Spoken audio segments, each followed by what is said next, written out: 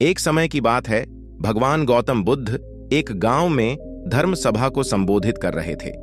लोग अपनी विभिन्न परेशानियों को लेकर उनके पास जाते और उसका हल लेकर खुशी खुशी वहां से लौटते।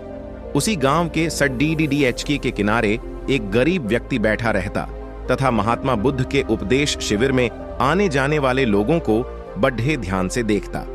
उसे बद्धा आश्चर्य होता कि लोग अंदर तो बड्ढे दुखी चेहरे लेकर जाते हैं, लेकिन जब वापस आते हैं तो बड्ढे खुश और प्रसन्न दिखाई देते हैं।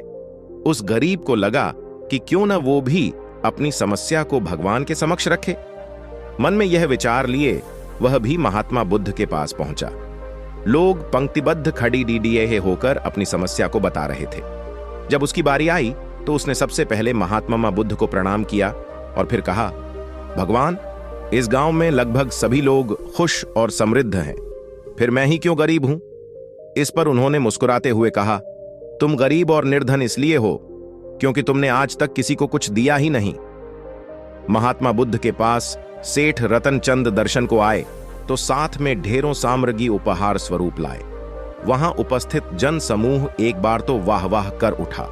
सेठ रतनचंद का सिर तो गर्व से तना जा रहा था। बुद्ध के साथ वार्तालाप प्रारंभ हुआ तो सेठ ने बताया कि इस नगर के अधिसंख्य चिकित्सालयों, विद्यालयों और अनाथालयों का निर्माण मैंने ही कराया है।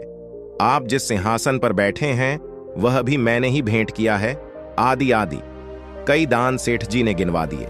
सेठ जी ने जब जाने की आज्ञा चाही तो बुद्ध बोले, जो कुछ साथ लाए थे सब यहां छोड़ डाकर जाओ। सेठ जी चकित होकर बोले, प्रभु, मैंने तो सब कुछ आपके समक्ष अर्पित कर दिया है।